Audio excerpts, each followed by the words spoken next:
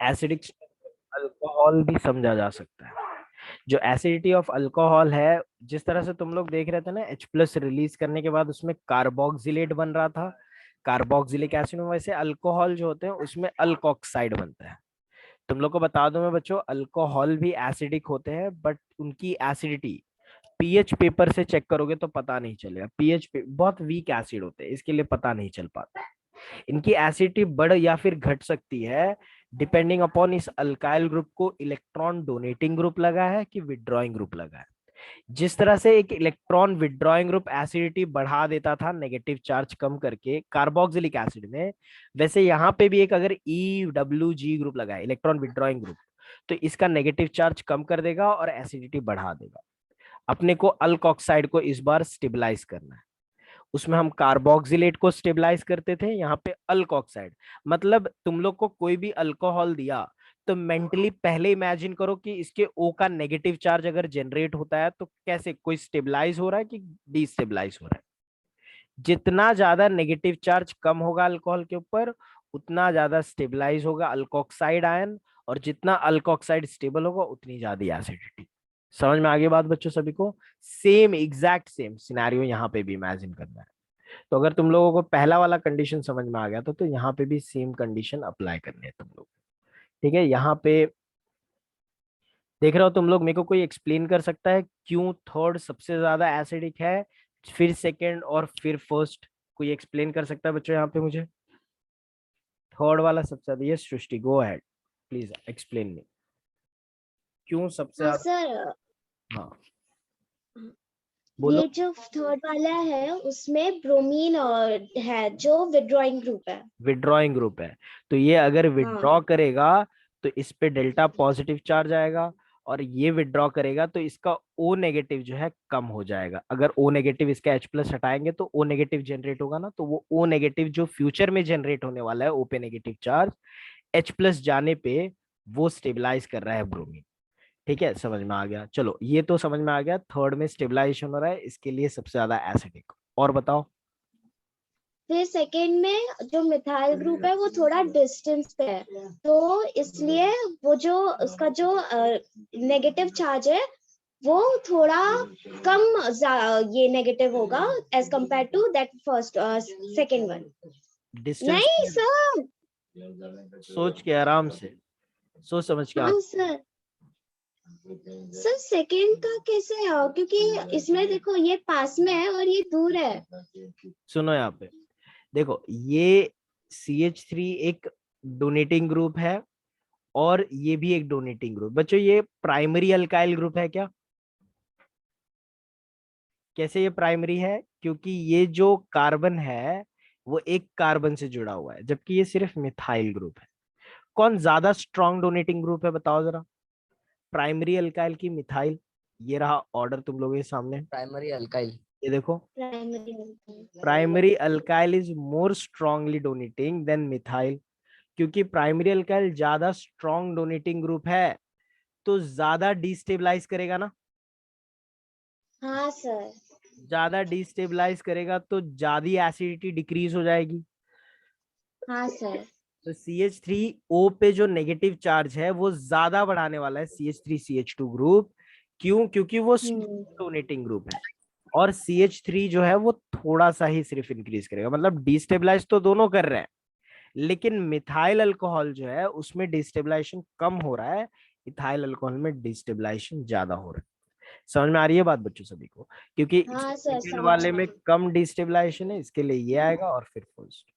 ठीक है, चलो जरा इस। सर हम लोग ऐसे भी नहीं बोल सकते इसको कि सेकंड वाले में ना मतलब जो अल्काइल ग्रुप से वो कम है और ऐसा इसमें बोल ज्यादा है। सकते हैं इथाइल ग्रुप, मतलब तू कार्बन के नंबर्स की बात कर रहा है, राइट?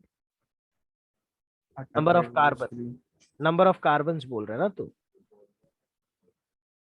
राइट? अल्काइल ग्रुप मतलब यहाँ पे एक ही कार्बन है तेरे मॉलिक्यूल में, यहाँ पे तेरे पास दो कार्बन, तो दोनों डोनेट करेंगे, तू यही बोल रहा है ना? रमीज मेरे को सुन रहा है तू? Respond something. मेरी आवाज आ रही है सभी को? Yes sir. यस। भाई ब्लैंक क्यों हो गया? तेरी आवाज नहीं आ रही रमीज मेरे को, टेक्स्ट करके बता दे।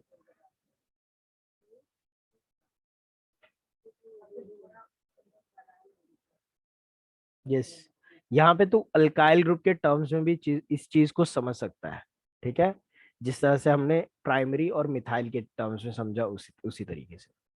चलो बच्चों, नेक्स्ट वाला एक और अल्कोहल है, बताओ जरा कौन सा ग्रुप हो जाता है यहाँ पे, आई मीन कौन सा सबसे ज्यादा एसिडिक, कौन सा सबसे कम acidic.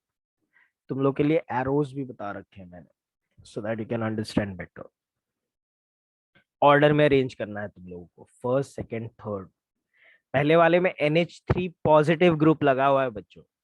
Positive group electron donating होते हैं कि विदड्रॉइंग ग्रुप होते हैं बच्चों, बताओ जरा। withdrawing. And they are very strong withdrawing groups, right. तो बताओ कौन सा होगा सबसे ज्यादा एसिडिक और कौन सबसे ज्यादा बेसिक। First, फर्स्ट वाला सबसे ज्यादा एसिडिक, फिर कौन सा, सेकंड। फिर that हितेश थर्ड क्यों, थर्ड क्यों बोल रहा है हितेश। देख सर सेकंड ना। सेकंड होगा, विशाल सही बोल रहा है, सेकंड होगा और फिर थर्ड आ जाता है, ऐसा क्यों। देखो फर्स्ट हाँ सबसे सर, ज्यादा एसिडिक क्यों है वो तो सबको पता चल गया होगा, क्योंकि यहाँ पे विदड्रॉइंग ग्रुप है, बहुत पावरफुल विदड्रॉइंग ग्रुप, बहुत ज्यादा नेगेटिव चार्ज को डिक्रीज कर देगा, और नेगेटिव चार्ज कम मतलब स्टेबिलिटी ज्यादा, स्टेबिलिटी ज्यादा मतलब एसिडिटी ज्यादा। थर्ड वाले में तुम लोगों को एक सेकेंडरी अल्काइल ग्रुप देखने को मिल रहा है, सेकेंडरी ग्रुप है ना, क्योंकि ये कार्बन देख रहे हो 2 कार्बन से जुड़ा हुआ है, जबकि यहाँ पे प्राइमरी अल्काइल ग्रुप है। कौन ज्यादा स्ट्रॉन्ग डोनेटिंग ग्रुप होता है बच्चों, सेकेंडरी अल्काइल की primary alkyl. second, secondary alkyl. Secondary alkyl ज्यादा स्ट्रॉन्ग डोनेटिंग ग्रुप होता है। Also we can understand like this, यहाँ पे दो दो डोनेटिंग ग्रुप है जो एक कार्बन पे डोनेट करके डेंसिटी बढ़ा रहे हैं, और इन दोनों का कंबाइंड डेंसिटी ये कार्बन इस ऑक्सीजन पे बढ़ा देगा, तो ओवरऑल बहुत ज्यादा इलेक्ट्रॉन डेंसिटी ऑक्सीजन के ऊपर बढ़ रहा है, जबकि यहाँ पे सिर्फ 2 ही कार्बन है जो ऑक्सीजन पे बढ़ा रहे हैं, वहां पे 3 है, ठीक है। तो सेकेंडरी अल्काइल एक पावरफुल डोनेटिंग ग्रुप होता है then primary alkyl. Secondary alkyl अपने इलेक्ट्रॉन डोनेट करके ऑक्सीजन को स्टेबलाइज नहीं डिस्टेबलाइज कर रहा है, और क्योंकि पावरफुल डोनेटिंग ग्रुप है तो ज्यादा डिस्टेबलाइज कर रहा है, जबकि प्राइमरी वाला कम डिस्टेबलाइज कर रहा है।